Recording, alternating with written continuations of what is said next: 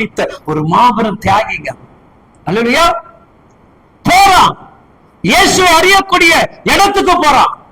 இயேசு எப்படிப்பட்டவர் என்று இன்னும் ஆழமாக அறிந்து கொள்ள முடியாது அப்போஸ்தலர்கிட்ட போறான். இன்னைக்கு நீ நானும் தேவனுடைய வார்த்தை கேட்க பல சபைகள், பல வார்த்தைகள், பல திருச்சபைகள், பல ஊழியருடைய வார்த்தையை கேட்டுக்கொண்டு இருக்கிற நீ, அப்போ உன்னுடைய வாழ்க்கை எந்த இடத்துல உயர்ந்து இருக்கணும்? உயர்ணுமா? மேன்மை பற்றி எழுப்பி நிக்கிறோமா? ஒரு கனமான பொறுப்பு மேல கர்த்தர் வச்சிருக்க. தயவு செய்து மறந்துடாதீங்க. சாதாரண ரட்சித்த அபிஷேகம் பண்ணி ஒரு கர்த்தரை வைக்கல. அது மத்த சபை குறிச்சு நான் கவலைப்படல. ஆனா உங்களுக்குள் கொடுக்கப்பட்ட விசேஷாவை பல அந்தகார கட்டுகளின் சாபத்தின் கட்டுகளை முறியடித்து நீங்களும் கிறிஸ்துடைய பிள்ளை என்று உலகத்துக்கு அடையாளம் காட்டுகிற வரைக்கும் இங்க வந்த ஒருத்தரை கர்த்தரை விட மாட்டார். நான் எழுதி தருவேன். அல்லேலூயா. ஒவ்வொரு தேவன் தனித்துவமாக எடுத்து பயன்படுத்துவார்.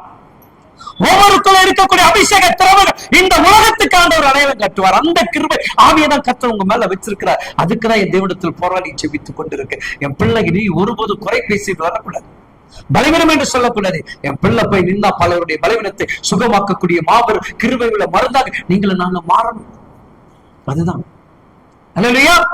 அப்ப என் ஓட்டம் நல்லா ஓடிச்சு, நல்லா ஓடிச்சு பாரு. இவன் ஓட்டது எங்க பிரேக் ஆகலங்க? யாருடைய ஓட்டம்? குருடனாக இருந்த முடியும். ஓட்டம் எங்க பிரேக்?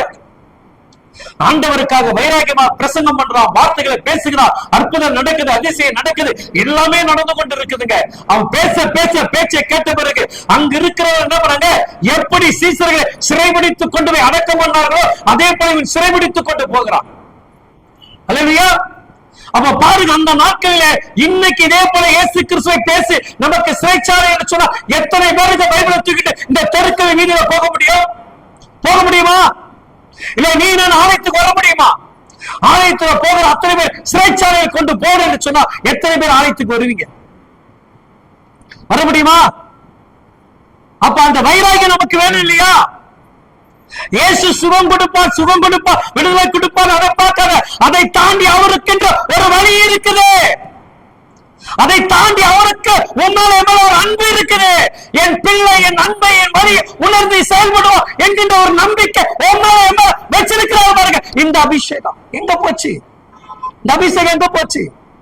கடைசி காலத்தில் எழுமணுமே, சேனையாக புறப்படணுமே, பல கோலியத்தை தாண்டி நீ சாதனை படைக்கணுமே. அந்த சாதனையுடைய மகனாக இந்த அபிஷேகத்தை கொடுத்தாரு. சாதாரண அபிஷேகத்தை கொடுத்தாரு நமக்கு. அல்லேலூயா.